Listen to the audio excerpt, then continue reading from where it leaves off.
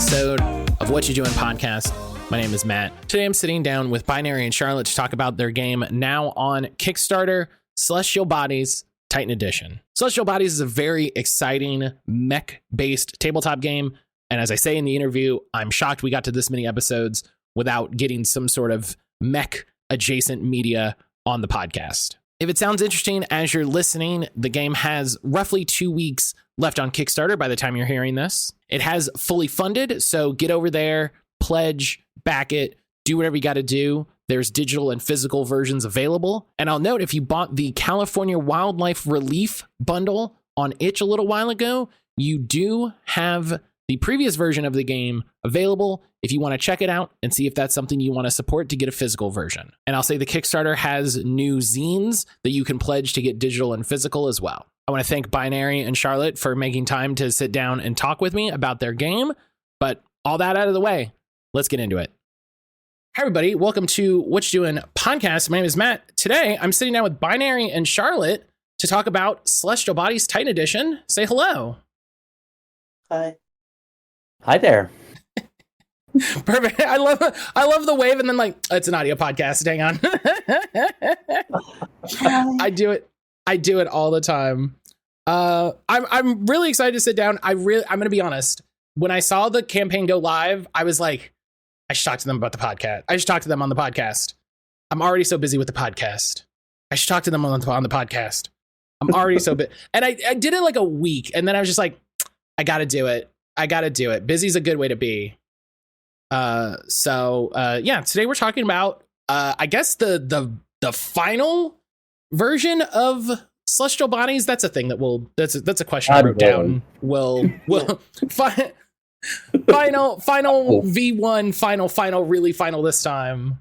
If we add any more pages to this book, I think it'd probably be illegal. We're gonna have to bind it in a circus tent if we add more pages. Yeah. Well, that's when you make a nice box set, right? And you separate the setting and the rules, and you gotta get fancy with it. And then it doubles in price, so it's obviously a really good idea. That's true.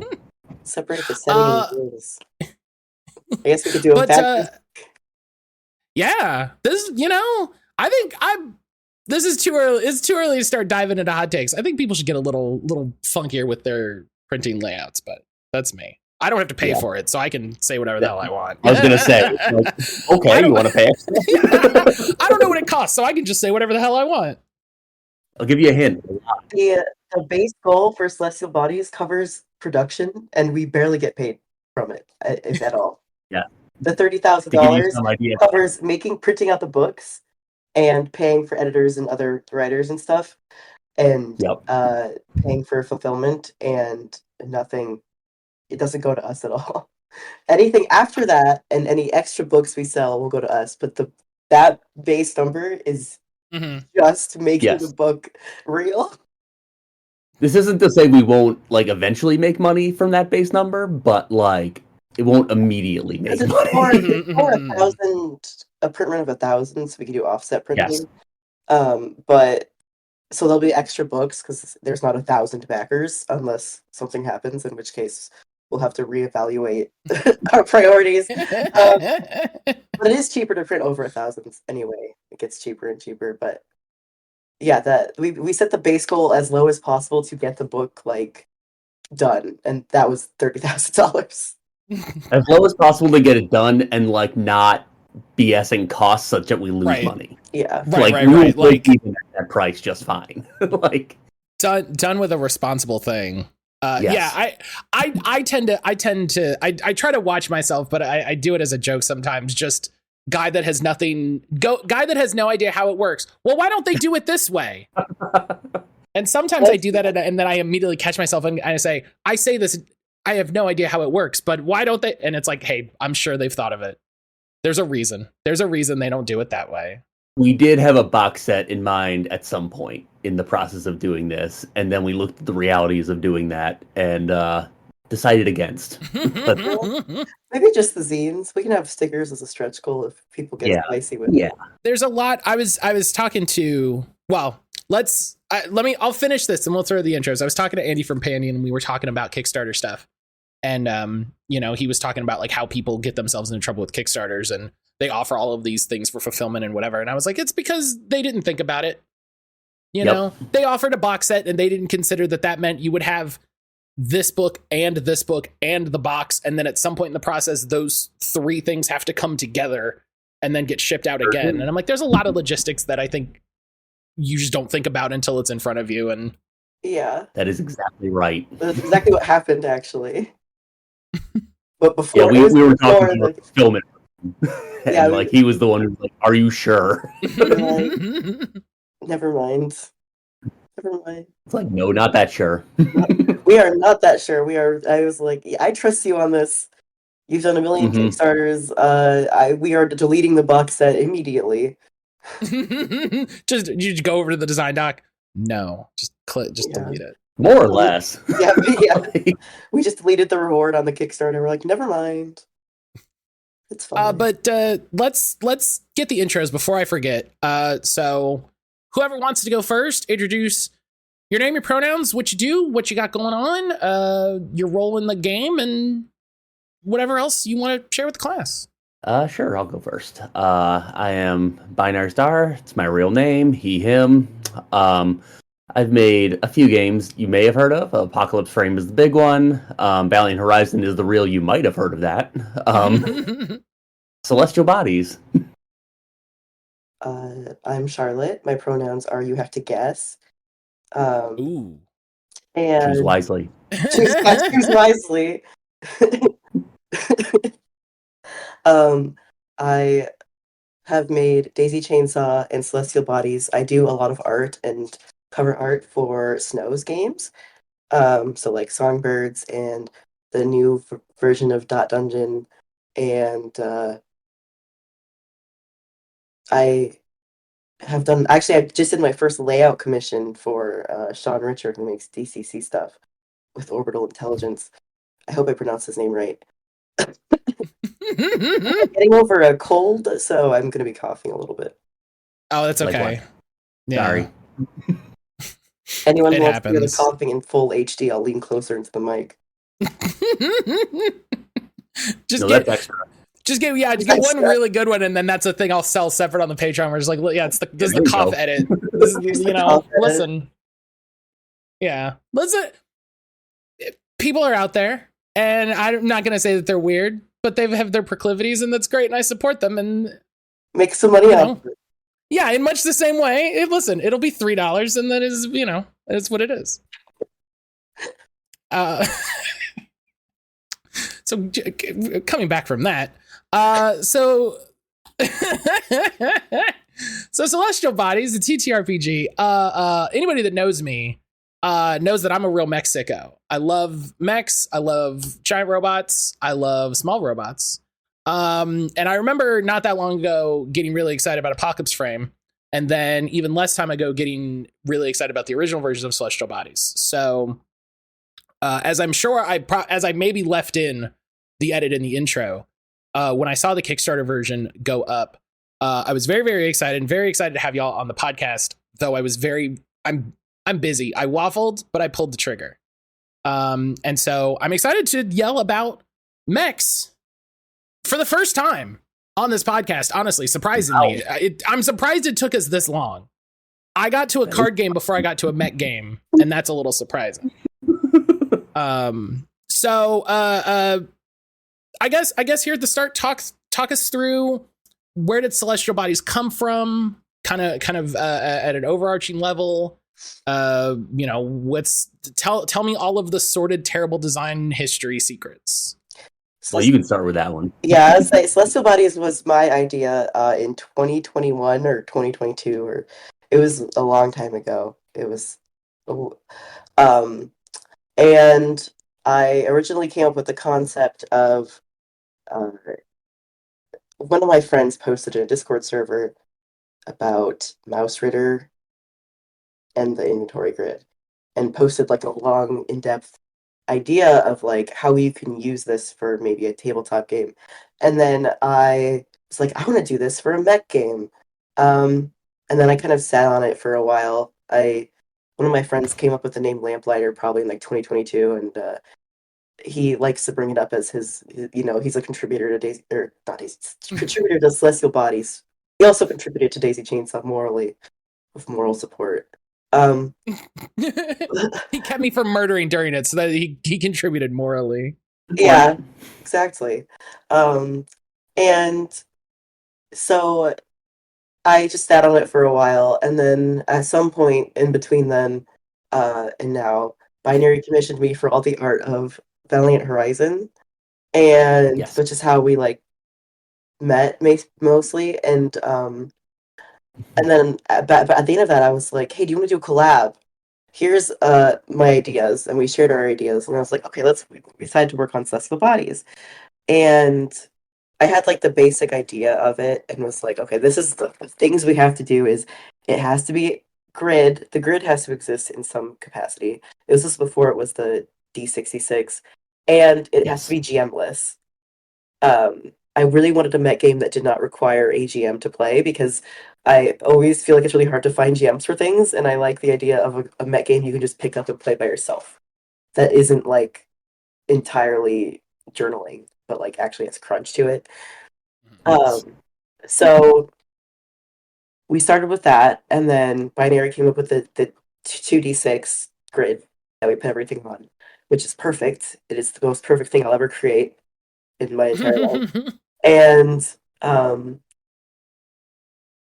it went through a few iterations. Like, there was at one point a brief, probably 30-minute period where Binary was like, "Okay, you roll to hit this, and then you roll to do damage," or something like that. Like, you did multiple rolls. Yeah. And we were like, well, initially, you had in the design document, like, use the Daisy Chainsaw dice. So I was like, okay, I guess we can try that or something. And then eventually we were just like, fuck this. We were like, we're just going to do one roll, and then you use whatever evasion and accuracy and stats to manipulate that roll.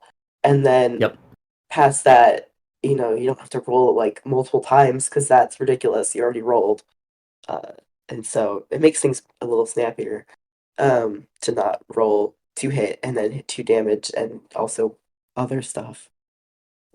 And but then it just kind of grew from there. We did the first version of the book that was about 80 something pages, released on Itch.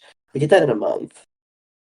And it was another period where Binary was unemployed, so that's how we got it done in a month.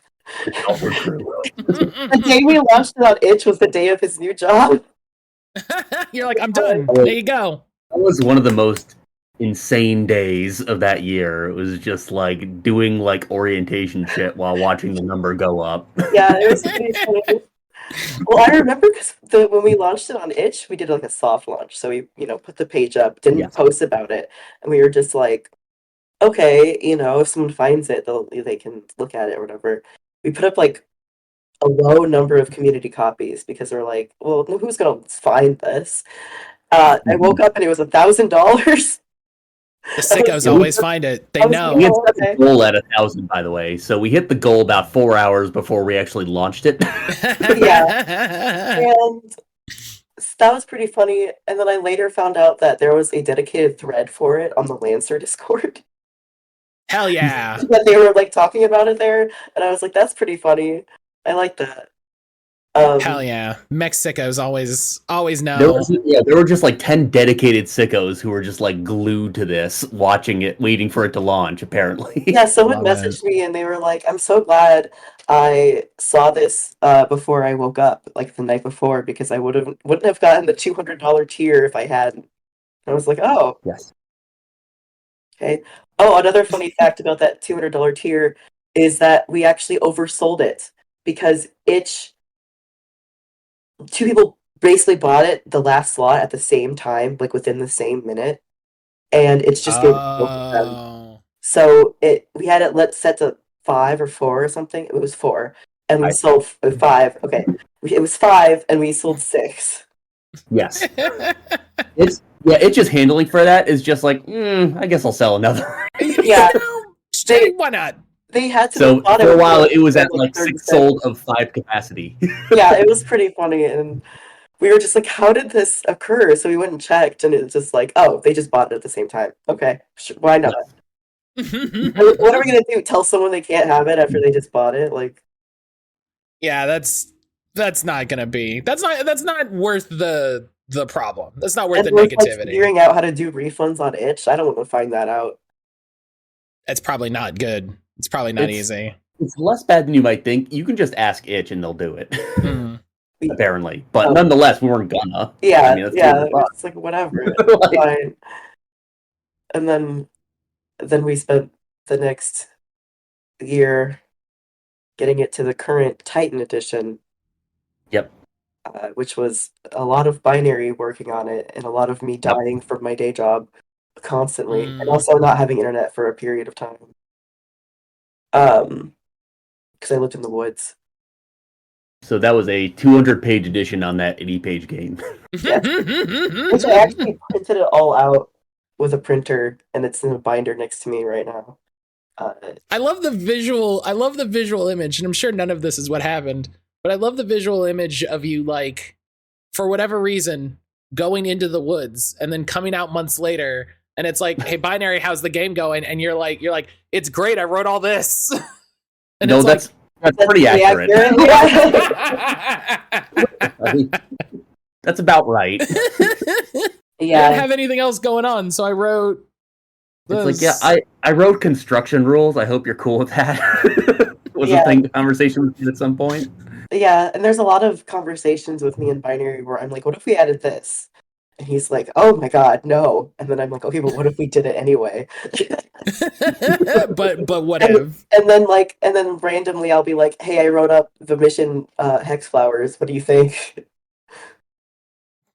And it was good. That was a good addition. A lot of our conversations are there's this GIF called Clown to Clown that says like clown to clown communication, and it has two clowns with like their thoughts connected, and we use that a lot because we'll send each other the exact same idea at the same time, or like have the same thought at the same time without like discussing it first. We just communicate on a psychic level about celestial bodies, which is great and very funny. And then we have to race to see who posts the GIF first. True. I love it. I love how many amazing games, because I think a lot is made of like the solo dev, the solo designer of just like, oh yeah, working on this myself, banging out. But I love the energy of the collaboration, you know, because it's so much funnier when it's two weirdos that are just like, look at the weird thing we made together. Well, beyond that, it's also like the weird constraints both of us bring to it, where it's like, it has to be GM-less, it has to do this, it has to do that. And it's like, all right, we're going to make it fit in all these boxes somehow. It's going to work. And it's also good in the way of, so you'd think that a 400-page book by the end of it would be like a lot of extra shit, but it's mostly just lore. But it helps us keep us from adding like everything except the kitchen sink into it as rules. Like I forget the word for it. Add too many rules to a tabletop game. Like bloat. Bloat, yes, bloat. It avoids bloat. Because there's tons of stuff we could have added that we did not add. I probably would have added if I was left to my own devices. This is the thing, like, as much as it is currently 270 pages, like, there's not that many, like, actual rules. Like, I think 130 pages of that are just factions. Like, a lot of it is just stuff. It's not, like, all these rules you have to keep track of, really. And you don't have to look at the factions until you roll them up on the encounters. Yes. I gave it a good once over yesterday, and I was like, I saw the page count, I was like, all right, here we go. And then I was like, wait, I'm already to factions? Hang on. Where did I miss a pretty breezy read for as long as it is. Yeah. And it's easy to keep track of the rules in your head as compared to, you don't really have to look up everything all the time. Once you know, like when you know how your build works, you don't have to be like, oh, how does this interact with this? How does this interact with that? You just kind of can just remember it, which is nice. And you can also build a character on a napkin with a pencil or a crayon at a restaurant, which I haven't done, but that's a thing where I'm like, I'm glad we can have a game where you don't need a bunch of extra stuff. You can just make a character. This was one of my big constraints going into it. It's like I need everything as defined by that grid as possible. Like I don't want extra like pilot traits. I don't want any of this other shit. It needs to be on that fucking grid. The only thing that's not on the grid is the actual like attributes of the pilot. Yes, that you spend. There's some pilot stuff on the grid, but it's very minimal by comparison. And like any more complex stuff, because there is more complex stuff, you kind of have to opt into. Mm-hmm. And that's a good problem to have, to say like, I want more complexity, and so I'm going to take that on as a intentional choice. As long as it's an opt-in, that's a you problem, not a me problem. Yeah. Like, if you want to do that, sure, go for it. Listen, I added rules if you want to have psychic powers, but those are over there, and you gotta want to take that. You gotta want that. Yeah, that is you literally have that, sure, but also they're over there. But yeah, I when I read the book, I was like, did I miss a page? Did I miss a subheading? Because you get through it quick, which is a compliment for a book that big. But yeah, let's. I want to talk about the meat of the game. I have a lot of things written down about the game, but I want to talk about, surprisingly, I want to talk about mechs. Right, shocking. So I find with mech TTRPGs, mech fiction, and whatever, there's usually some really specific influence that people are pulling from, right? So like Beam Saber is pulling from different works than Armor Stir and Apocalypse Frame, and all of these are, and maybe there's some overlap, but they're pulling from a lot of different data points. For Celestial Bodies, what's kind of your mech like reading list? This is great. I'm excited about what I'm about to hear. This is exciting. What's kind of what's your touchstones? What's your inspiration points? I don't know. I actually don't really consume. We talked about this in the Weekly Scroll podcast as well, where I don't really watch a lot of mech anime. Like I've watched Gurren Lagann, I've watched Evangelion, I watched the Gundam Witch from Mercury, but that was way after Celestial Bodies. That was like last a couple months ago. Like I don't watch a lot of mech anime. I don't consume a lot of mech media. I like mechs. I don't read a lot of mech tabletop games. I actually don't know if I have read any mech tabletop game in depth other than Battle Century, and maybe BattleTech. But that really was like years and years ago and had marked influence on Celestial Bodies. It just kind of the inspiration is the primordial soup of my brain going, what do I want to play with mechs? What do I want to do with my play dolls? When I play mech dolls, what do I want? Which is how I do most of my games, is less of what do I want it to emulate or what do I want it to like seem like, and more like what do I want to play when I play these things. Like same with Daisy. Yep. I don't watch a lot of magical girl media. I love magical girls, but I don't watch a lot of TV in general. So like watching a bunch of anime for inspiration was kind of not something I wanted to do. I was like, what do I want when I picture a magical girl? What do I want to come out of it? Same with Celestial Bodies. When I picture mechs and I picture playing with mechs, what do I want to play with? And that's kind of where that came from. Instead of trying to emulate or derive inspiration from something specific, I was just like, what do I want to play? Because it's a tabletop game, It's a game and not a TV show. No, I dig that. I like that's very funny. That's why I was it makes a lot of sense, but also that's very funny. When you were asking that question. Yeah, that's why we were just like, oh yeah, you're not going to get a good answer out of this. For my part, I have a little more than that. I've seen a few Gundams. Like I've seen IBO, I've seen Witch from Mercury, I've seen a little bit of a few others. As far as like games, Front Mission is actually my big reference. It felt like this was very Armored Core Front Mission inspired. Yes, Armored Core is the other one. Yeah. I'm trying to think of other things. BattleTech, of course, a little bit. Sure. I mean, here or there. Like, I don't think those are as foundational as the other two, but it's there. It lives there. I was gonna say the big one for Apocalypse Frame actually was none of those, but it was Xenoblade Chronicles X. that's where it's like out of left field. I like that's a funny answer to me. That it's just like not any of the things that you would think. It's a mech video game that most people probably wouldn't pull up in 10 guesses for a mech video.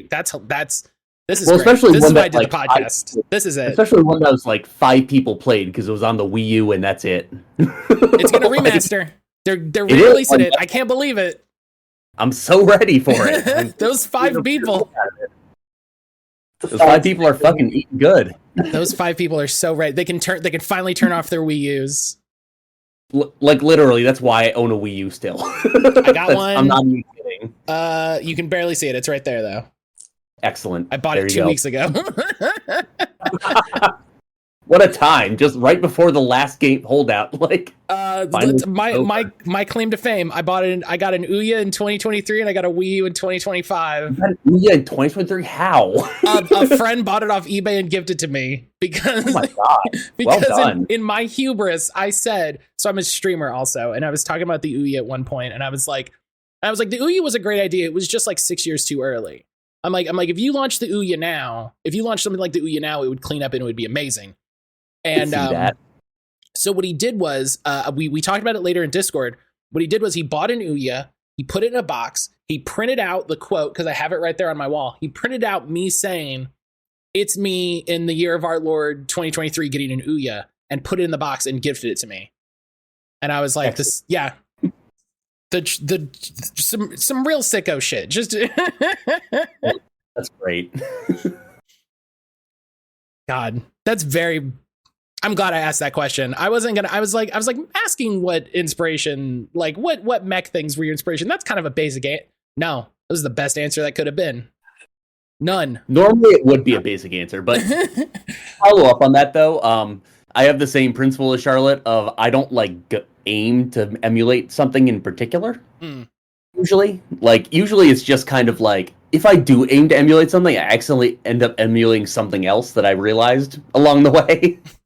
Half the time, like something else just gets pulled in from the soup without me thinking about it.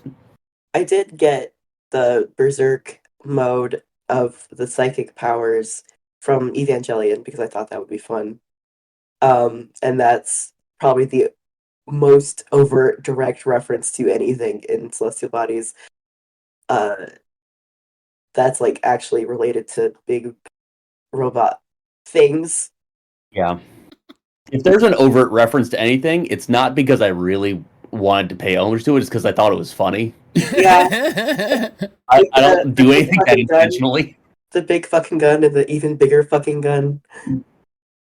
So the even bigger fucking gun spawned from when I was doing layout tests for the very original version of Celestial Bodies. I was doing like headers and stuff and filler text, and one of the headers was big fucking gun, another header was even bigger fucking gun, and everyone who saw it was like, that's going to be a weapon in the game, right? Like you're going to have the even bigger fucking gun. And I was like, well, I guess I have to now, like I can't do that.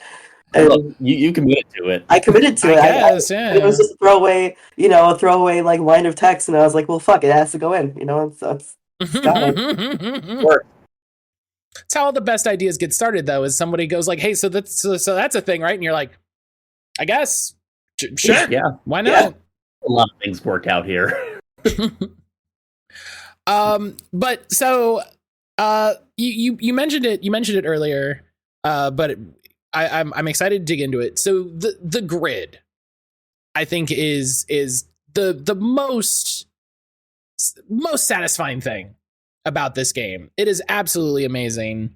I'm just, it's one of those bits of design that like is so impressive in the way that it manages to do, like you said, like literally everything in one small accessible piece of visual information that's not numerical. It's just like boop, boop, boop, there it is, done. Yep. How I know you touched a little bit on sort of the genesis of the grid, but how has that sort of, how did that work in design? how did sort of the evolution from, the Mouse Ritter grid to this go? I ended up looking this up because I was curious just how quick it came together, like, months after the fact. And it was literally just like, hey, Charlotte, I don't know, like, can we just make this like a battleship thing? And Charlotte's like, sure, like, maybe if you hit something you already hit, it's a crit. It's like, bam, that's the whole fucking game. We were like, Binary said the 6x6 grid, and I was like, okay, that's perfect. We fiddled with hitbox, like hitting things for like 5 seconds, and then we were just like, hit something you hit, it's a crit, and we were just like, okay, that's how it works. It was very fast. There was not a lot of brain power spent on it. Once it came together, we were just like, oh, this just works. It just works. It just worked. The main trick at that point was just like tweaking numbers so that it wasn't like stupid. Yeah. So I did run like a very initial version with my home group where like accuracy was a little too high and weapon damage was a little too low and that kind of thing. And it's like we refined it after that, and honestly it was only that one big change. Like there were like little changes after that, but like, and once we got the base numbers down, it was not too difficult to stat everything that we wanted to add to it. Exactly. Just base it off of what we already had. And another big thing is the shape of the weapons and parts that go on the grid and what they do and what role they fill compared to the other weapons of a similar shape or the same shape, or how many squares this thing takes up versus this thing, and trying to make sure that everything is sort of worth taking at some level or for some build somewhere. I did have a moment when I was looking at the equipment where I was looking at it's the assault rifle, and then I think it's the carbine right after, and then the scout rifle, and they're all 4 squares in different layouts. And I very specifically had a moment where I'm like looking at it, I'm like, okay, so this has like slightly higher damage, but then this has slightly better crit, and then this has slightly better accurate, and I'm like, okay, so I see the build thing here, because it's and they're roughly the same shape. Or they're the same number of squares and then slightly different shapes, and so it's like, okay, I'm just curious. Yep, there was definitely that kind of thing going around where it's like, I don't want anything to feel like it's the obvious don't take this. Like, I think that's the biggest thing, is like everything has to have a purpose. Even if its purpose is it's only 1 square and it gives you a thing. That's a purpose. Yeah. Well, what's its purpose? It's one extra little thing to fit in there. It fits a hole. Legitimately, that is a purpose. I love just the idea of, and I was looking at it a little bit, and I just love the idea of at some point having a mech where it's just the armored core thing, right? Where it's just like, okay, the mech is the whole grid. There's no not hitting this thing, but also it's armored all to hell. It's got all these weapons. It's got all this stuff that it's not about like, can you hit it? It's where are you hitting it? And it's a thing I'll bring up a little bit later. But just like, it lends a lot of tactical play in a way that doesn't slow down the game. It's not, I got to roll this. Did I hit? Okay, but now I got to roll over 5. And if I roll over 5 now, okay, so now I got to do a check against this whatever. And it's just all in one thing. But I do love being like, how did you come up with this super brilliant idea? And it's like, I didn't want to try. I didn't want to think very hard about it. It's just like, that works. That's great. That's good. If it ain't broke, don't fix it. Yeah, I mean, I love it. This is simple. It works. The grid itself probably has had the least iteration and editing of like anything in the game. The actual like core mechanic, just like it divine inspiration sparked, and we were like, okay, everything else is built around this, and we have to make it fit into this thing because this is the thing that we're using, and we don't want to change it to fit something else. We'll change everything else to fit it. Yeah, I love that. I think people get a little too fiddly with stuff sometimes. You know, they're like, oh, it has to be super clever, or it has to have super options or whatever. And it's like, sometimes it can be simple and you can build up from it. And this feels like one of those. Both of us have worked on enough stuff that I think we both kind of have hit that point of like not being like super nervous about like the end product in like that way of like, I have to like fiddle with everything. Like it needs to be, 100%. It's like, if it works, it works. Don't fuck with it. And I also, from, as a Mexico, tip my hat. There's a lot of bits in it. There's just enough meat on the bones of here are the mech frames, here are the weapons and stuff, where you could immediately start looking at it and go like, okay, but what if I wanted like a weapon that did this? Or what if I wanted to add this? What if I wanted to do that? And it's like, okay, well, you take something that's kind of like that and you probably tweak it and then there you go. That was a consideration when we were making the parts and stuff for like, we want to make something that if people want something else, they can make it without having to think too hard. Mm-hmm. Yep. This is a big thing with like the way the parts are designed. It's like there are very few like shared keywords. Like it's mostly just like the attack types. Mm-hmm. Most everything else is like exceptional in the sense of like it's on the part. Like one thing that drives me nuts is like having to reference things too much. Like you have a big list of keywords and you have to go reference them. Mm-hmm. And avoiding that definitely does help that homebrew aspect. You can basically just write whatever on there, and it's like that's as valid a part as anything else. Yeah, and the keywords thing is the thing I'm always aware of. My partner won't play a card game if she has to look up too many things. Yep, that's fair. Like she would never play Magic because if I gave her a card that had like 3 keywords on it that didn't have the explanations what those keywords are, she was just like, no, I don't I don't want to play with a glossary next to me. And I'm like, I get that. That's so we play other games and I hold the glossary. That's also why on all the spreads with mechs on them, we have all the parts on the same page. So you can look at the mech and look at, what comprises it. And also, you don't have to flip into the parts section to see what every weapon does. You can just literally print out that page and play from it. Yep. That was the full intent. We were just like, yeah, we have these like big nasty builds. You're not supposed to like reconstitute it from scratch. Like just look at the page and just bookmark it and you're good to go. Yeah. That was a layout thing I noticed in the base section, which we'll get to, where the building is like, oh, you have access to these weapons now. Here are the weapons, right? Just down here at the bottom. We're just going to keep that right there, all nice and clean. Which made like, as a read, it made it very digestible because it's like, okay, here are what are the weapons? These. There you go. Don't worry about it. And then when you get to the base section and you're aware you're building multiple, like you're building new stuff, like you're really digging into the system. It's like, okay, here's where these things are. This is where these live, so that now you can become aware of the fact that you can get these. One thing I was very cognizant with that construction section was the why do I give a fuck factor. Mm-hmm. Which is like when you have like a big nasty building that's like several things down the tech tree, you kind of have to know why you care.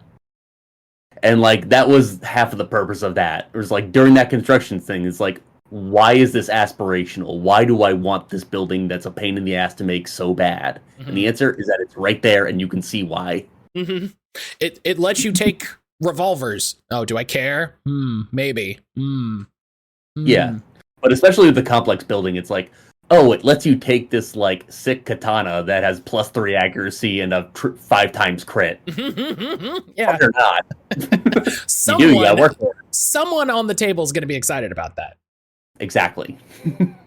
And I'm definitely the player on that in that game that would be like, okay, here we go. I'm gonna sketch it out. Next session. All right, here's our build. We're gonna build this way. Here's everything we want in here. Here we go. One thing I was also cognizant of is that I know that person does not exist in every group. That's why it's kind of easy to move the buildings around. Mm-hmm. Because you are not going to get it right the first time, and that's okay. Yeah, with the amount of variables going into it, there's a lot going on. I love it. I love it though. It's so, some of them are so specific and that's so fun. Like it gives very big like XCOM 2 vibes where it's like, okay, I can't build this building. I can only build this building on this sort of space. Okay, so I got to build this over here, which means this space that I have now, I'm going to build this sort of building. So that XCOM is a consistent influence on both this and Apocalypse Frame, for sure. It's such a good example of base building. I don't know how more people haven't ripped off just the nice clarity of design. So to go from a design that I'm like, this is brilliant, this is amazing, and I see it immediately, I want to talk about the Mission Hex Flower with something that I'm like, I know this is smart. This is great. I have no idea how this works. I read that section like 3 times and I have dyslexia. It's absolutely just that. I'm just like, okay. So let's talk about the Mission Hex Flower. Yeah. So that's my child. So you start in the middle and you roll 2d6. And where you roll 2d6 determines where the next hex you go is. Each hex is keyed. So each hex has a specific event tied to the number of the hex. And you resolve that event in whatever way. It's mostly a role-play thing, or it can start combat. That's how it'll introduce factions if there's factions involved. And then if you use an attribute to influence that, or you were engaged in combat, you add or subtract a number and roll another 2d6 and go from there somewhere else around the hex you're currently at. And you just kind of bounce around the map that way. I'm going to edit it for the final version so that there is a more static or like specific end state you can reach instead of just being like, okay, well, my goal was to do recon and I saw a bunch of people doing this, so I guess that mission's done. I want to make like a way to like concretely like decide. Yeah, that's where it's at now, and it's worked fine. I've played it. But also some people don't like that. And I also am not sure if I'm a huge fan of not knowing when I get to stop. So I want to add an end state also so that there can be like a failure state, which when I tested it, we did fail in one way because we got into a combat and we're like, fuck, if we get into another combat, like we're going to be messed up. And we didn't do anything that we wanted to do for this mission. So I guess we're just done. We failed it. But yeah, I want to add like a specific condition of like, this is how it ends. This is when it ends. If you got what you needed, then good. If you didn't, well, too bad. But one thing we've talked about a bit too is changing the directionality and the edges of the hex flower a little bit. Right now they just kind of wrap around. We kind of don't want to do that eventually. Yeah, we think like going off the edge would basically be like the end state, if I recall correctly. Yeah, that's either ending or evacing or whatever. And that could also be like influence how you are doing your actions, because if you do something one way, you might be way more likely to go over the edge and finish the mission before you mean to. But yeah, the point is that one is still more in flux than like the grid, for instance. I was looking at it and I read what was in the book, and then I actually went and read what you put on your website about it, and it's that thing where I'm like there's something here, there's cool ideas, and it's not fitting together for me, and your explanation actually helped a ton of just like, okay, I see how we put these pieces together. Yeah, the whole point of it was to basically be a step past just a list of random events you can come across and have it actually be like somewhat influenced by what you just did and what you're doing next. The list of events is very specific in how we arranged them so that they fit together where they are on the hex flower versus just being randomly tossed in there. So like if you're coming across a bunch of ships, then the hexes around coming across a bunch of ships are going to be related to that versus just, you did this and you did that and now, oh my god, there's a bunch of ships and now there's no more ships anymore. Where'd they go? That is the big advantage of using a hex flower. It has history. It knows where you are and it knows everything next to it. Yeah. So you can design around that, and we did. And it probably helps a lot with, like you were saying, wanting it to be a GM-less game. Yep. You don't need somebody to come up with, oh, what's the next thing that happened? What's the NPC that comes up? Who, whatever. It's, hey, somebody shows up. All right, well, hang on. Let me roll. Oh, it's this person. There you go. Which I'm interested to see a lot of developers bring back roll tables and randomness in this way, because I feel like sort of the early wave of story games was very specific about like, these things happen, and then just come up with what happens in that way of just like, you'll get it because you're smart, and then the rest of that owl. right and people were like, what's supposed to happen, I don't know. And I'm excited to see game designers take a little bit more control over that section and lead it in specific ways, and even saying, hey, it can be this or this, but choose this, and then be able to introduce that randomness as well. Absolutely. Especially for GM-less stuff, because it just means, hey, I rolled 2d6. It's a 17. What does the table say on 17? Boom. That's it. That's what we're doing. Let's keep it rolling. That leads great into my next question. So this is a crunchy game. I think this is fair to say. I think there's a lot of bits. There's a lot of dice rolling, and even for a GM-less game, like I think this is the crunchiest GM-less game I've come across. That's like just short of a board game. That's probably true. Yeah, that's how I like it. And I think there's a lot of conversations we had about crunch versus fluff versus blah blah blah blah blah blah blah, and a lot of it is just people saying a lot of stuff. There is. How do I want to phrase this? In designing the game, how are you making sure that the crunch felt fun? Because I think the cool thing about this, like talking about the grid, talking about the hex flower, like the crunch feels good. It doesn't feel burdensome. It doesn't feel like you're going to get bogged down. It doesn't feel like you're stuck in a bunch of weird player options. But it has that feel of, I'm going to spend 5 minutes sitting there before we go on a mission deciding, do I want to take this weapon? Do I want to take this? Do I want to, or having downtime actions, like, do I want to upgrade my frame? Do I want to, or we want to do a building? How did you keep that, contained? Well, for me, it's because I make games that I want to play. And if I don't want to play it, if I don't want to do this, if I think this wouldn't be fun, I won't put it in. Because I want to play my games. That's why I make them. I make them because they're filling a gap of games of, I don't find a game that, suits me for this genre. I'm making the game for it. That's the whole reason I made Daisy Chainsaw, is I wanted a magical girl game, and I didn't find one that I liked. So I just, if it's burdensome to me, then I don't want to play it, and I don't want it in my game. Yep. No, I definitely agree with that, and same. A big thing for me is that, like, I really got into indie design through, like, Lumen, for instance, which is very intentionally, like, just fucking do the thing. Like, very, like, concise, and just, like, a power needs to be one sentence. Like, just make it happen. And of course, obviously, it's a little scaled up from that, but nonetheless, like, that same influence of, like, it needs to be discrete enough to live on its own still kind of lives there. Like, in my head, when I'm designing anything.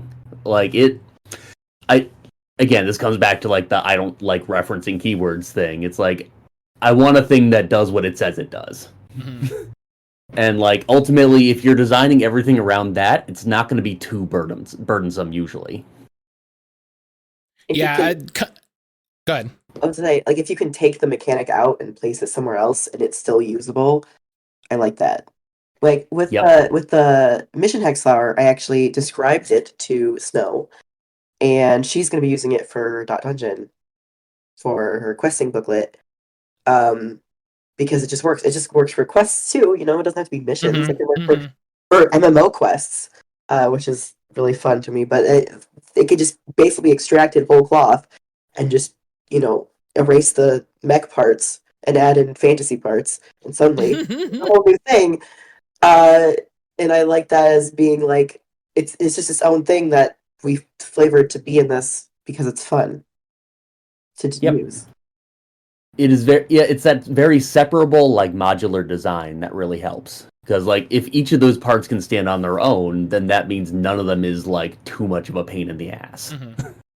Yeah, you're not referencing everything at the table, everything in the book all at once, always. Exactly. You're like, here's the shit I got to worry about right now.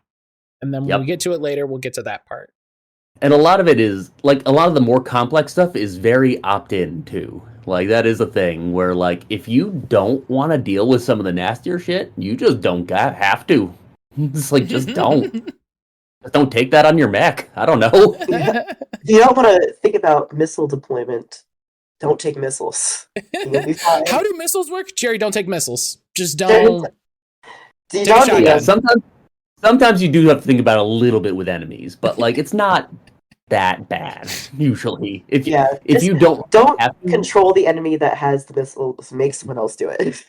Someone else do it. That's how we usually control enemies in, like, playtesting and stuff, is divvying them up between the players. So you control yourself and you control, like, 2 enemies, and every time I've played it, we end up attacking our own mech and no one else, because we don't want to, like, inflict damage on someone else's mech, so we just have our 2 enemies we're duking it out with. That's great. That's very polite of you. It's very nice. I'm just like, well, I'll just attack me because everybody else is having a rough day, so I'll just. That's just what ends up happening whenever I play. Is like we're like, oh, well, it wouldn't be kind of rude if I just, like, blasted you with something. Like, maybe I'll do it to myself. I don't know why it happens. It just does. I know I'm tiny and can dodge, so I'll just attack me. Don't worry about it. This is true. I love light frames. That is another thing too about the GMless approach. One thing is that you don't run into, like, a tactics mismatch between players and GMs, which I think a lot of tactical games can run into, where, like, the GM is, like, a fucking expert at this shit, and the player's like, I made a normal fighter. I have 2 shotguns, and the GM is like, I have 87 missiles. Exactly. It's like the GM comes up with this, like, super, like, souped up build, and the player's just like, I made the default. I printed out the page and it showed up. So basically, if you're controlling the enemies, you have exactly as much tactical acumen as, your character. So it's a pretty even match. Yeah. That sniper looks really scary. Give him to Jerry. Jerry doesn't know how to play this game. Just exactly. There you go. Poor Jerry. Yeah, well, you gotta pick somebody. You gotta pick a name, and all you can do is not pick the name of somebody that's around. That's the only rule, is it can't be somebody around. Everyone hates Jerry at the game days. Damn. Or they like him because he's not good at attacking them. One of those two. Yeah, everybody's like, get Jerry at my table. Listen, he won't be very exciting, but he can't roll for shit. So.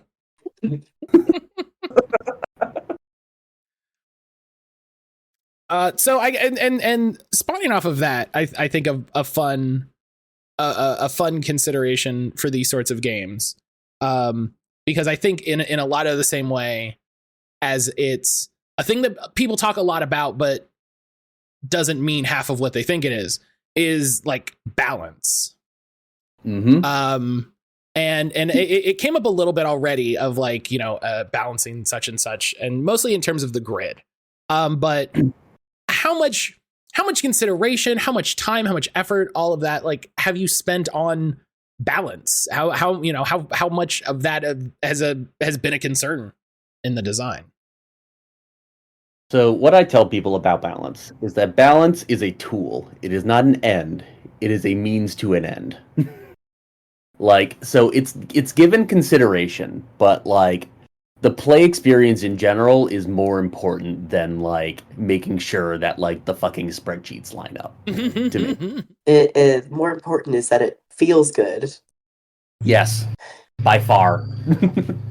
If it doesn't feel good, but the numbers are all correct, then it's like, well, that's not fun. I'm playing this game for fun, not for math. Yep. I see this a lot of like very like balance concerned, like especially like people who are like optimizers making their own like, you know, class or whatever in D&D, where it's like all the math works in it, but the concept is not 100% there. Or like it involves way more like mechanical fiddling than it does like actual fiction or like feel. And that feel is way more important. That feel is what gets people coming back to the table. It's not the balance. As long as your game is like playable, of course. And, you know, but I'm not saying don't balance the game, but it's a means to an end. Yeah, the most important thing about balance to me is I want everyone to be on like an even playing field with their builds. I don't want one person to outshine everyone else just because they took the right things that they knew were the right things, which is why like it's important to me, especially when you first make a character, that you have choices to make. Like there's choices that have actual meaningful implications for how your character plays and what your character can do, and that makes them different from other characters. That doesn't mean that there's one character who does everything really well and no one else can really shine a light to them. So that's what the most important part about balance to me is, just like I want it I want all your choices to be meaningful and not just deciding, is this the good thing or is this the bad thing? Yeah, I think like you said, feel is a lot of it. And I think that's what people miss, is that if you just look at it as you know, numerically, like I'm a big proponent of in you know, D&D is a great example. My favorite D&D editions, 4th edition, I think they cooked the hell out of that game. And a lot of it is because an enemy does not look the same as a player character. And I don't think enemies, combatants, obstacles, however you want to phrase it, should look and use the same math and use the same terms and use the same verbs as player characters. Because an enemy, an obstacle, a combatant, whatever, is interested and concerned with different things. Yep. No, even in Celestial Bodies, where they do use a lot of the same language, it's not 100% the same. So, like, for instance, like, you have, like, minion, standard, and elite enemies, which, yes, I've read 14th. I saw minions, I literally went, yes! I mean, they're not the same thing, but nonetheless, it's the same principle, where it's, like, lesser, you know, normal, greater. The closest thing to parody is an elite enemy, and even then, it's not real parody. Like, they have, like, something that approximates your attributes, but it's not the same. And that's that same principle. Track of, if every enemy had attributes, it'd be crazy. It's a huge pain in the ass. That's huge. But B, it's also the same thing where it's like, okay, well, you got to get into 2 or 3 fights in this mission, and he's got to get into 1. Yeah. Not like an equal thing going on here. Yeah, and that's kind of what I was intimating with, is just like a player character has so much more that they're worried about in any game, and a monster doesn't. A monster's like, dog, I'm gonna die because that's the purpose of this encounter. Is y'all are gonna beat me up, and so what can I do in the meantime? Yep, especially in a D&D context, it's like, yes, most encounters are not there to kill you. They're there to, like, wear you down. Well, in, like, 3rd through 5th edition or whatever. We're going to ignore the whole, like, OSR thing. That's its own thing. But, yeah, like, that's the thing. You then have to build an encounter around that, and you have to build it around, like, what is this encounter supposed to do? And it's like, is it just supposed to wear down 1/4 of your resources, so after 4 of them you need to rest? And it's like, is that the most exciting design in the world? Maybe not. Which is why most people in 5th edition usually run 1 big encounter and then rest. Right. And it's like, well, I'm done. Cool, yeah, that's the thing. They want to use all their cool shit. Like, so, you know, who among us? Right, yeah, who am I to say? But I think that's where a lot of, like, the balance conversation comes from, is like, well, the monster does 17 points of damage and I do 5. And I'm like, and it's like, well, yeah, but there's 4 of you. There's 4. Yep. And I remember a good number of years, the years I spent running D&D Adventures League, D&D Lair Knights, Lair Assault, Lair Assault was great. God, Lair Assault was good. They should do Lair Assaults.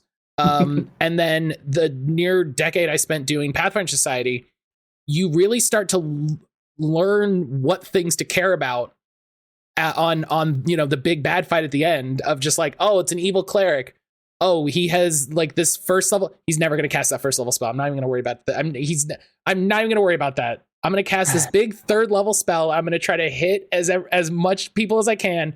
And then by the time I have my next turn, we'll see if I'm alive. List of spells on enemies in D&D is the worst fucking shit. Nobody will ever read that. There's like one of those that matter. They have 3 rounds to live. I just saw a blog post that was like, the reason 4th edition was great was because they didn't have spell lists. They just had the abilities and they just did the shit. And I was like, that's right. Yes, you are correct. Like they designed the game or something. I use my breath weapon. On a 5 or 6, I recharge. Oh, you're fucked. I got it again. Oh, well. Too bad. In Daisy Chainsaw, one of my favorite parts about Daisy Chainsaw is that the enemies roll the same dice you do. So in Daisy Chainsaw, you roll a number of hits, and that how many hits you get is how much damage you do. And dice can explode, which will add more hits if you get hits with the explosions, and they'll just explode infinitely. But the enemies roll the same numbers. So you can either get like whacked like, one hit from a big boss, or you can have a little guy who just happened to explode his dice 5,000 times and you just die instantly. And and that's what I like about that system that I did, because I was like, I want it to be funny. Yeah, that's fun. That's hilarious. People like crits for that reason. Like, it's surprise. Surprise is comedy. Yeah. Like, I don't know. It's really funny when the little dude crits and kills you. That's hilarious. Yeah. This is also a thing with Total Effect, which is the system that I built Out in Horizon on. Enemies are just based on what they roll. So it's like, that enemy can just roll 666s and do triple its average damage on you. You have 10 health. Good luck, buddy. Have fun. Where's hell? Whoops. That happened in my first playtest, and I was like, this is perfect. This is exactly what I wanted to do. Another one thing that happened in my playtest is Daisy Chainsaw, which I don't know if it's possible anymore. Someone rolled the most amount of hits I had ever seen for an attack that didn't actually do damage. That's great. Because there's an attack that's like, oh, you trap them it was bubble gun, and you trap them in a bubble. But you still roll to hit, because you just need one hit to make sure it hit them. They rolled like so many hits, and we were just like, well, what does this mean? Where are we going with this? You're trapped in the bubble so good. No other change to the spell. They're just, lots of bubbles got them. They're trapped in just more bubbles. They can still pop it, though, and all the bubbles will pop and they'll be fine. But you did get a lot of hits. Congratulations. Oh, that's great. I love that. They're screenshotting it and pinning it in the channel.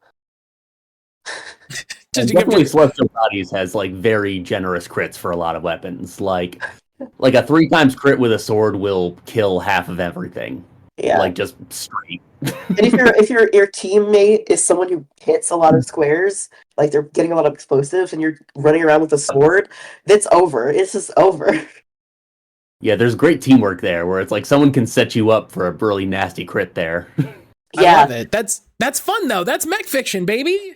Yeah, and it's great. Even when I like my solo game I keep saying my solo game of Celestial Bodies that I plan on eventually getting off the ground I have 3 mechs, and they're all built so that they can kill that guy, kill him.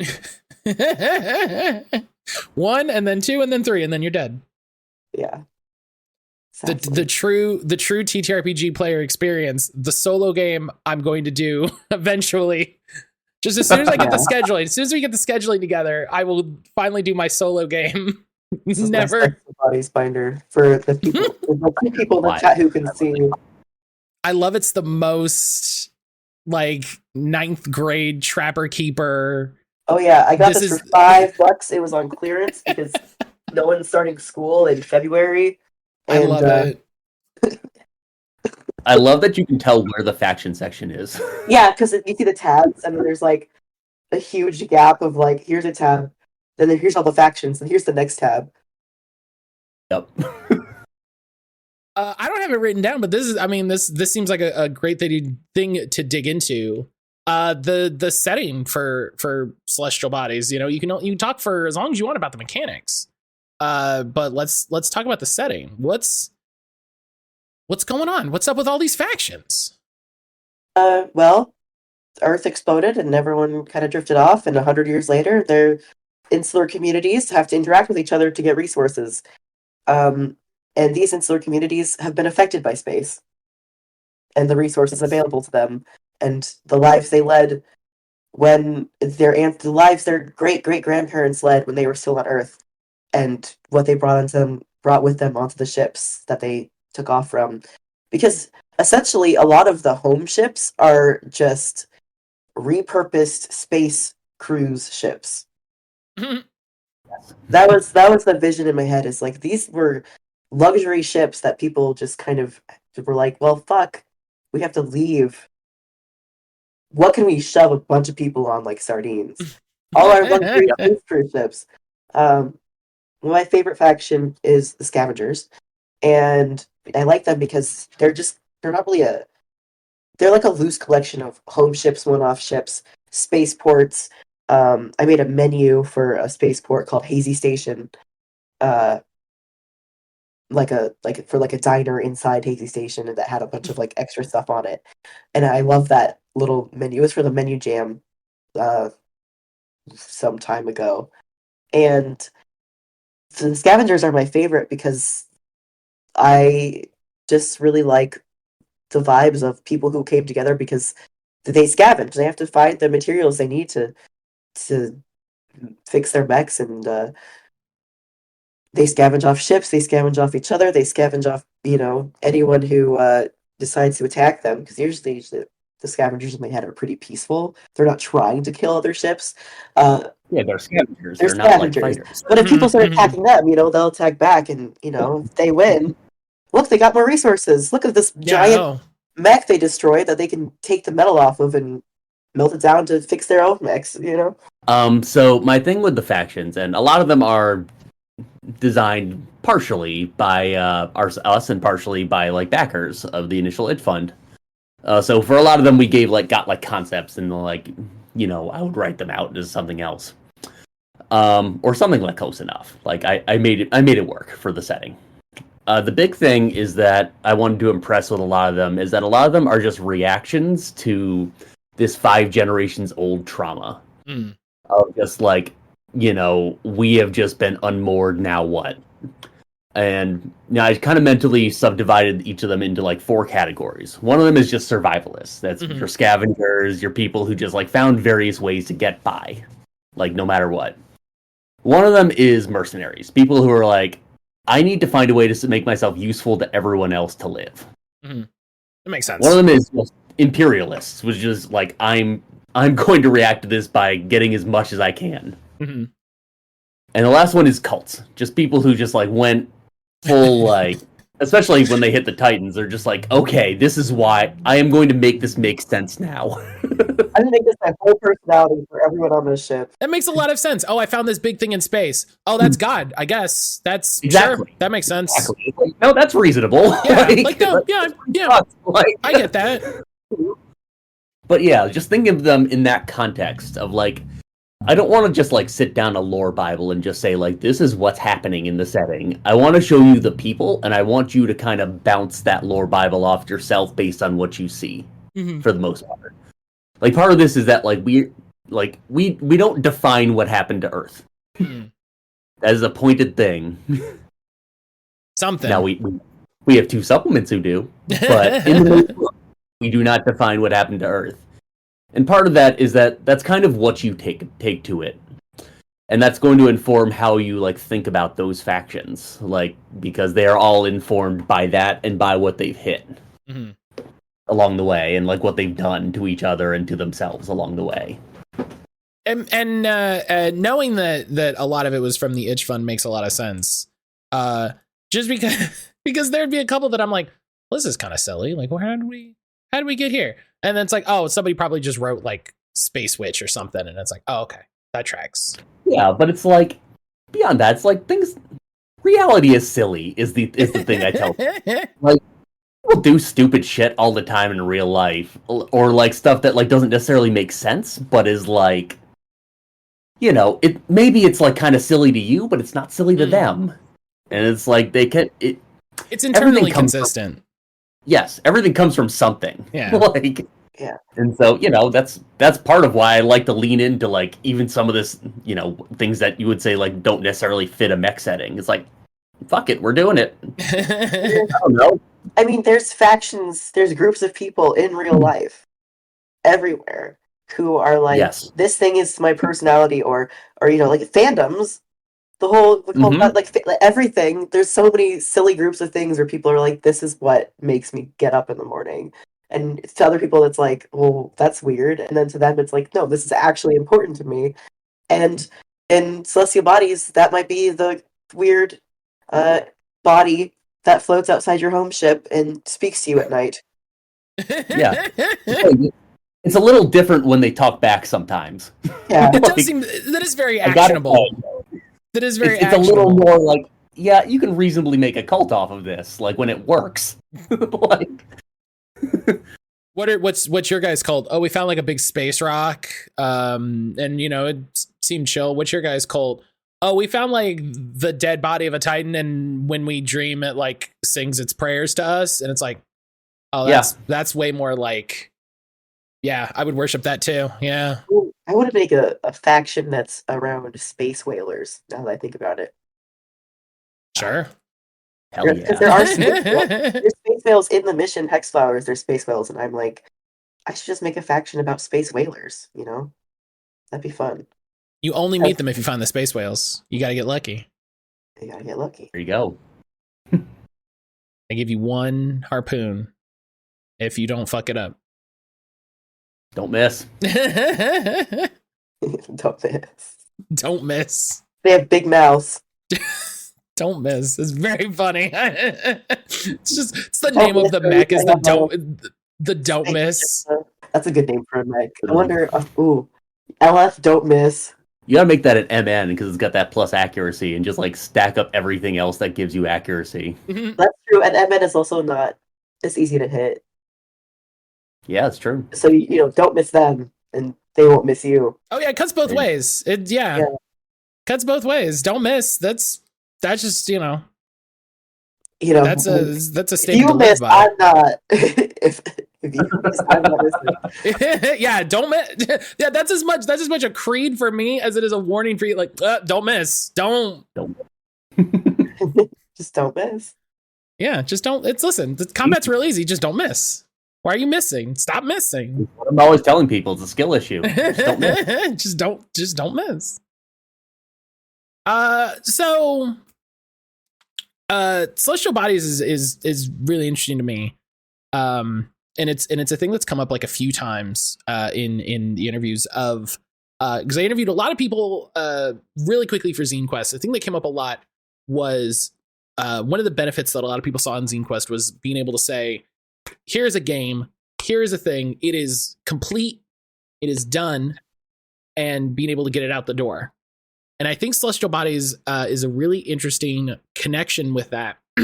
Something else that came up of the idea of being able to change and adapt and like edit the game after the fact. Was this part of the kind of idea going into making Celestial Bodies? Was it just like, well, we did it, but also what if we did more? Or like what was the thoughts? I think we always knew that our initial release probably wasn't going to be the final version. We just wanted to get like the minimum viable product out. Like, what is the game you can play with nothing else, just something you can play? And it got popular enough. You're like, okay, we should finish it. Like, we should add the things we want to finish it or want to add to it to make it a product where you can have the whole gameplay loop. You can have things you're working for, progression, more stuff to tell the story. And that just is this kind of like we never were gonna just release the base version, but it did grow. I mean, the itch fund, the Kickstarter is part of just how we were like, oh well, it actually, people want to play it, so we're gonna feed that. Yeah, it's like it was a little bit like, okay, I figured it would hit, but it hit like way more than we expected. So we were like, okay, we should probably like really think about like what the full like real ass like we take some time and think about this version of this looks like. When is we joked about it earlier? Is this the final version? Is this do you and I guess insofar as like, is this the final version? Like, does that mean you're never coming back to it? Does that mean like Celestial Bodies is finito? Like, I have a what's next question, but I feel like this leads very cleanly into it. I feel like we'll just keep making stuff for it, but we're not going to like the main book isn't going to be expanded by itself. But we'll write, because I have tons of ideas of stuff I want to add to it. Binary has ideas. We want to add to it, but we don't want to add to the core or what we already have planned. The advantage of like the modular design, like we described, is that we can just like put an expansion out there or something, or like we could do something. Put out a book of new parts that are themed around something. Like we could just do that. It doesn't have to like have a bunch of extra information. It doesn't have to be. And this is kind of our approach with the supplements too, where it's like, here's just a new idea. You can use it or not. And like, this is something that I have certainly done with my other games. I mean, I made an expansion for Valiant Horizon, and I'll probably make another at some point. That's been kicking around. I'll probably come back to Apocalypse Frame at some point. But like, I want to make something that's like the core is solid, and then you can build on that. And if we do, we do, and if we don't, we don't. But we probably will. It's interesting to talk to so many people, and it's how I know I'm getting a lot more comfortable with saying that like I'm not a creative person, like I don't have a creative brain, because talking with so many designers and stuff for this, you get to this question of like, oh yeah, what's going on? And it's like, oh yeah, I have plans for this and this and this, and like I'll probably do that, and just like my brain does not work that way. And just and it's been very interesting to talk to so many people directly and be like, yeah, so like, what are you gonna? Oh yeah, I got plans for this. I got plans for this. I got plans for like y'all are working. I love it. The process of making almost anything is just like editing down. Yeah, like making it like comprehensibly sized. Like instead of. It's going to be big already, but it could be bigger if we just put in everything. But it would also come out in a decade. So it's like, I want it to come out ever. Yeah. Within the foreseeable future. I'd like for it to be out, and then maybe also I'll come up with more psychic rules. But also it'll be out. Well, and then the trouble with having something that hangs around for like decades too is that like, you're not the same person at the end of a project as at the beginning, and if it stays around too long, you start second guessing the early stuff, and then you come back to that, and then once you second guess that, you need to second guess the stuff you made next, and sooner or later you're just doing a complete rolling update of everything all the time, and it's like that doesn't help you either. So it's much better just have something like set a scope and like stick to it. Like even if the scope is big, set one. And like then you can add on to it later. It's part of what I've enjoyed about talking to so many people is hearing everyone's like, I guess like ethos, I guess is maybe a word that's maybe a little too grandeur, but is encompassing for so many just like thoughts and ideas and things that they're like, yeah, this is how I do this. This is how I do this. This is how I think of this. To get to what's next, you have the Kickstarter now. For the print run and the zines. Yes. After that, are you do you have anything cooking like individually? I don't mean specifically like celestial bodies, but is it you have that thing of like, okay, as soon as I get done with this project, now I can really, you know. We have our second half of our collab. Yeah, that's gonna happen some point. One day. Eventually, maybe. Ever. So when I originally pitched the collab, I was like, okay, you help me with this game and I'll help you with your game. Celestial Bodies hit like a truck, but we're still going to work on Anointed at some point. Hopefully. Yeah. It may or may not have that name. It may or may not have that concept, but we will get there. It will. Some part of it will exist. There will be a game, I promise, for the second half of that collab. The second collab, and it'll be binary idea-led and not my idea-led. Yeah.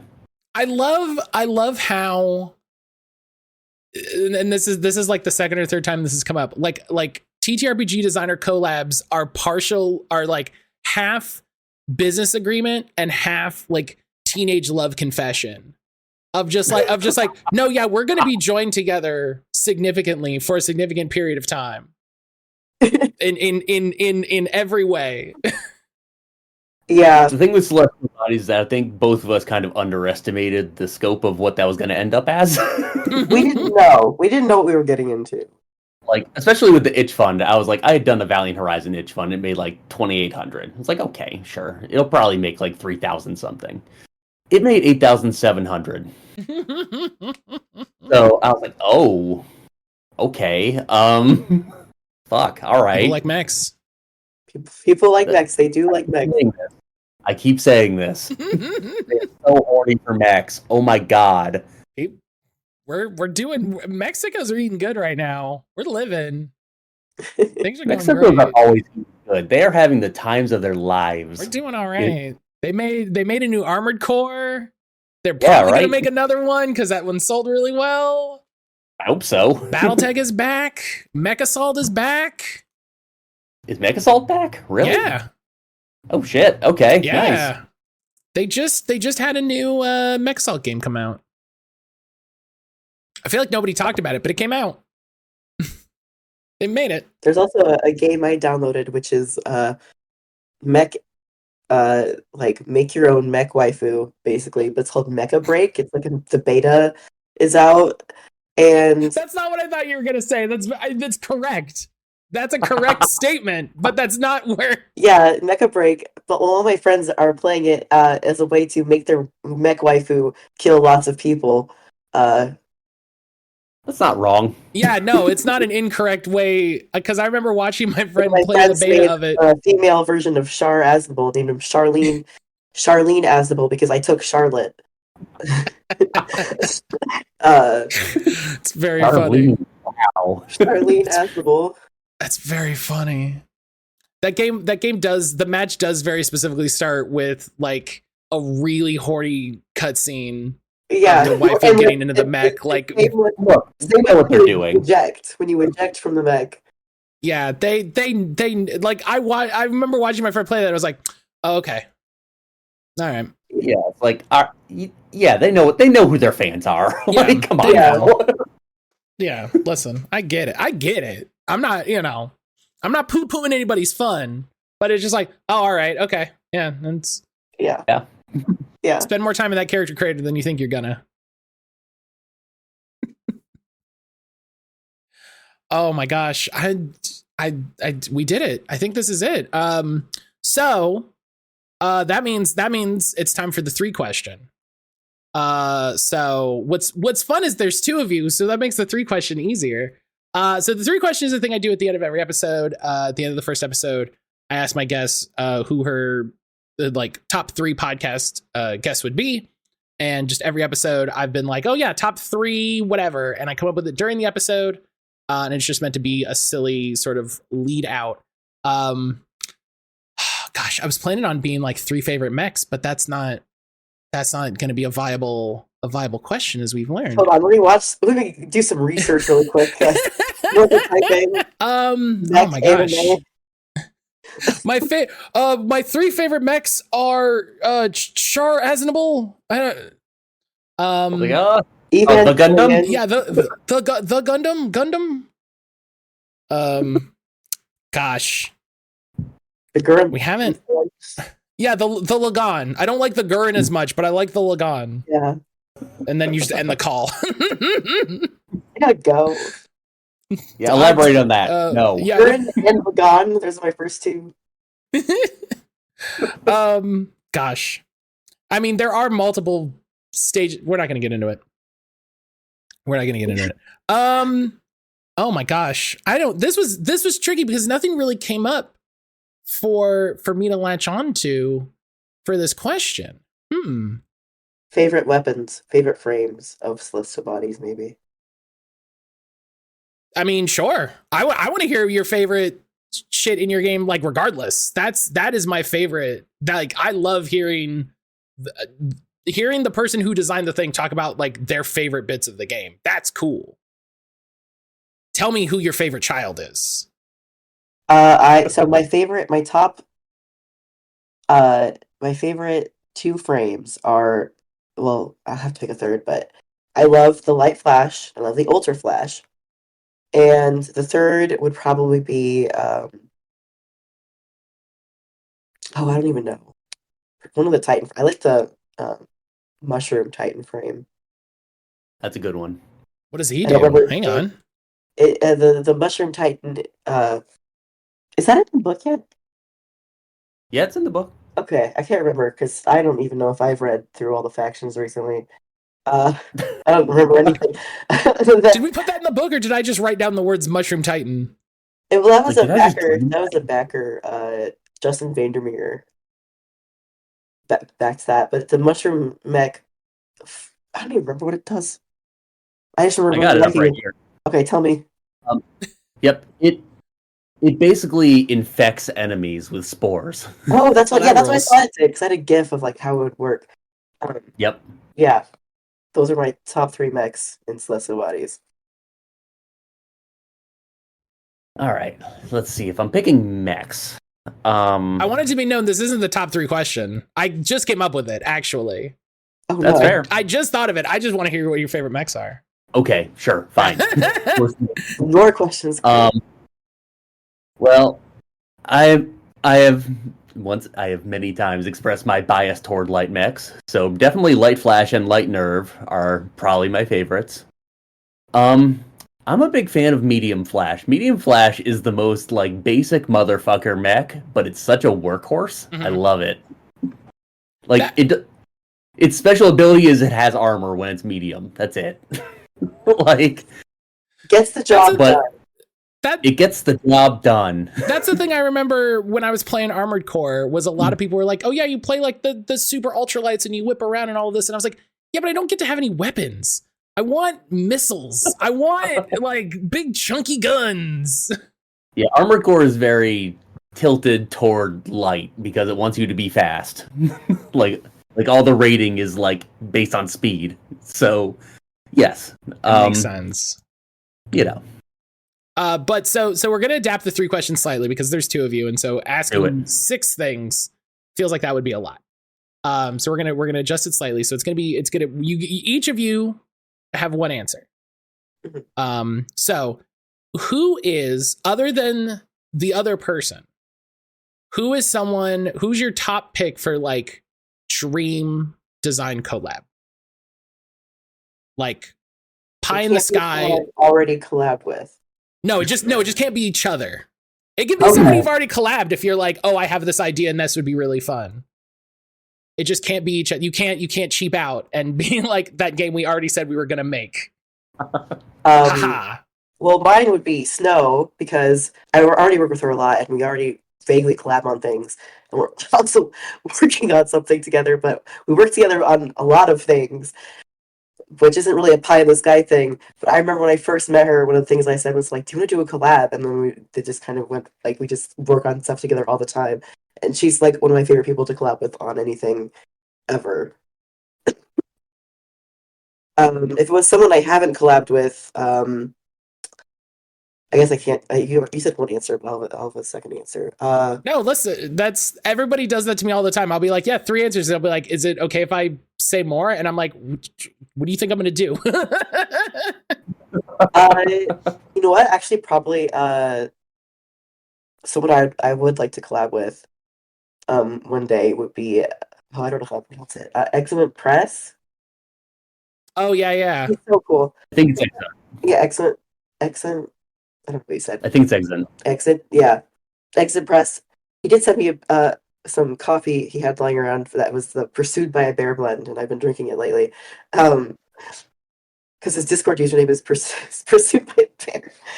He's in the Atopia Discord server. It's from the same Shakespeare thinking. It's Exit Pursued by a Bear, like Exit Pursued by a Bear. It's from the same Shakespeare line. Yeah. And yeah, I'd like to collab with him. I should probably tell him that because I can just do that. But maybe when I have time. I do love the idea of the person I would really like to collab with is this person. I could ask him. Just like that's a thing I could do. That's great. That's perfect. Then you can be the change. When I have time in 2027, I'll pencil it in. I love it. Yeah, so on a similar note of someone I have kind of half collabed with already, I trade ideas back and forth with Spencer Campbell all the time of Fila RPGs. I would love to do a proper collab. Like, I actually did a little writing on loot, so that's fun. But I would like to do more. That would be great. We definitely have a lot of the same priors. One of the funny things about Anointed, which is the project that, in theory, that Charlotte and I are going to work on after this, which may be something else. It may be a video game by the time we start working on it. I don't know. I'm not kidding about that. That'd be sick. I love that's my fit. That is the sort of thing why I love doing this podcast. Where it's like, how did you get started doing this? Like, okay, so I wrote a poem once, and then I'm just like, whoa, let's go. Yeah. In this case, it was more, I was losing my fucking shit in the month before Celestial Bodies, and I was like, I need something to distract myself, so I started building it out as one. So, like, that may exist as that at some point. I love that. But anyway, aside from that, I brought that up because, for a reason. I brought that up because he was making Rune at the same time I was making that, and the part of the reason I abandoned it was we had so many of the same priors on that project that it was looking very similar. And I was like, I didn't want to make the same fucking thing. Let's not make them right next to each other. Right. It's like we both came up with the same idea of like an area clock, for instance, at the same time, independently. Of just like, yeah, that's a thing we should have.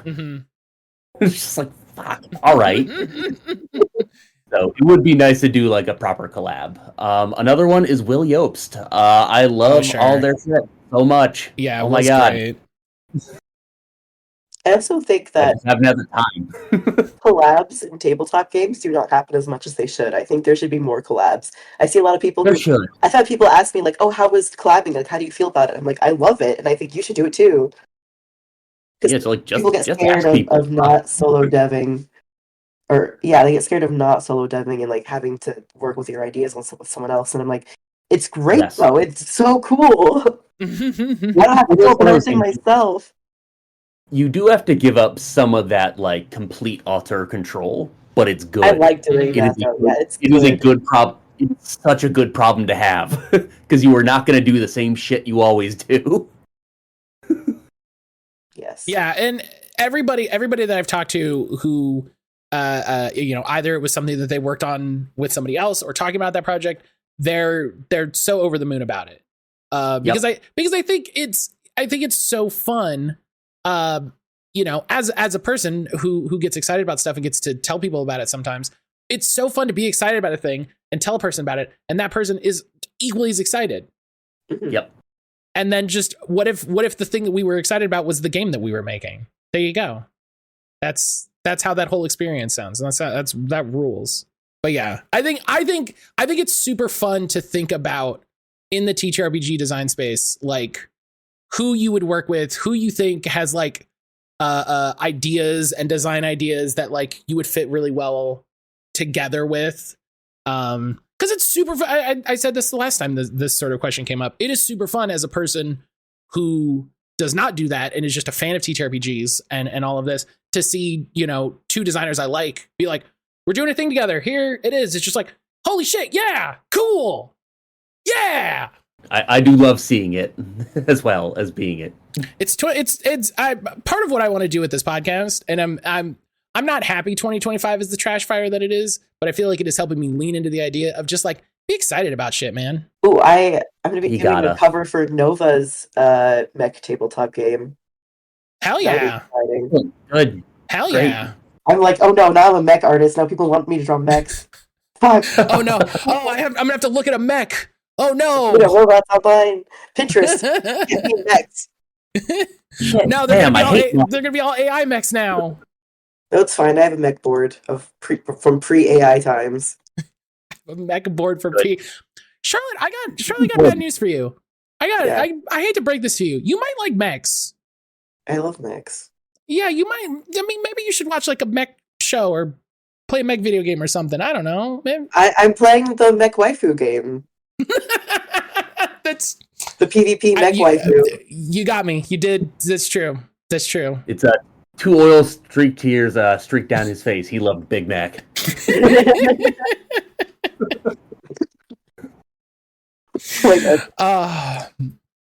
Incredible. I think that's where we have to end it. I think that's the perfect place. I think trying to continue. I think trying to continue after that, we would just be trying to recapture something.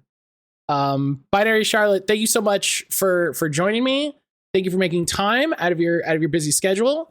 If you want to give everybody just a little synopsis on Kickstarter, where to find you, all that jazz. Binary, you go first. Absolutely. So you can go to binarystar.games/celestial. That is going to point to our Kickstarter, which is still live right now. Probably live if you're hearing this. Gotta hope so. Also, you can redirect. You can change that link binary later to just redirect to the itch page. There you go. Genius. Probably what I'm going to do. But for now, right now that goes to the Kickstarter. Again, I've said this all weekend. I've said this all last week. Back my fucking Kickstarter. Do it. I did it because I was like it hasn't made, so I'm not going to wait till the 48 hours. I'm going to get it in now and help push that number. So get that number across the fucking line, please. I love it. I love it. I love the energy. You could find me on The Woods or in fragrant.garden is my blog website, I guess. If you want to find me elsewhere, just think about it really hard and I will contact you psychically. You'll know. Yeah, I just tell people, just Google me. My SEO is good enough. You'll figure. Yeah, if you Google Celestial Bodies or Daisy Chainsaw, you'll find the itch pages eventually. And then from there you can find Discord links. And from those Discord links you can find me. So you can do it. I believe in you. Look, you're not. Come on, figure it out. I've had people find my book, buy my book, Daisy Chainsaw, from a store without knowing who I am. And through that, somehow find me and then find my email and email me about it. So I trust you. If you can find the itch page, you enter your address, and then I'll send you the ancient scrolls. And once you decipher the ancient scrolls, you'll receive the premonition. The premonition will lead you to the forest. In the forest, I shall be waiting by the pond. Exactly. There you go. And then I will give you a Kickstarter package. That's how you get your copies. Yeah. But no, this was wonderful. Again, thank you so much for spending time. But that's gonna be it. Say bye, everybody. Bye. Bye.